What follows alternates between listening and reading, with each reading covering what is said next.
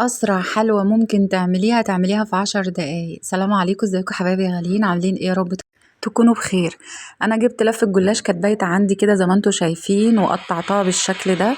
عايزه اقول لكم يا جماعه طعمها خطير خطير خطير، يا حلاوتك يا جمالك بجد، من كتر حلاوتها وجمالها هتنفعك جدا في رمضان، وسهله جدا وسريعه.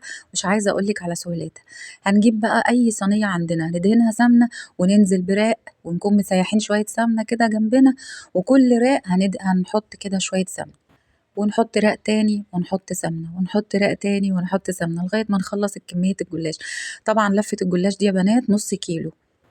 ماشي، شايفين؟ ايوه كده.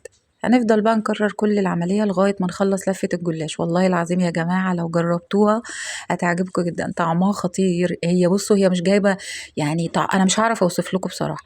هدخلها الفرن على درجة حرارة 250 في الرف اللي في النص لغاية ما تحمر من تحت، وبعد ما تحمر من تحت هولع عليها الشواية من فوق. ده نص كيلو لبن وكوباية، يعني وكوباية لبن كمان، يعني نص كيلو كوباية. حطيت عليه 5 معالق سكر، والسكر هنا حسب الرغبة، وحطيت عليه كيس كريم كراميل، وسبته على النار لحد ما غلي كده، لحد ما غلي، وحطيت له كيس فانيليا.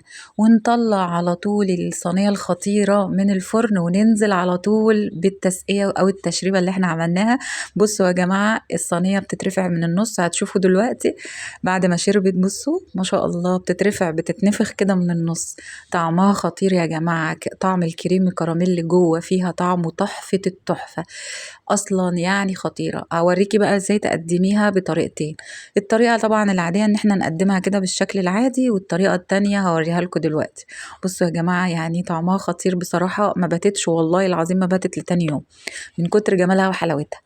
ولو وصلتي بقى لحد هنا في الفيديو ما تنسيش تدعميني بلايك، وتشيروا الفيديو لاصحابكم وحبايبكم علشان الكل يستفيد، وعلشان يوصل لك كل فيديوهاتي.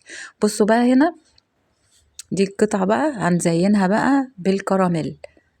بس انا عايزه اقول لكم ان طعمها حلو من غير الكراميل، وطعمها حلو بالكراميل، وطعمها حلو جدا في جميع حالاتها.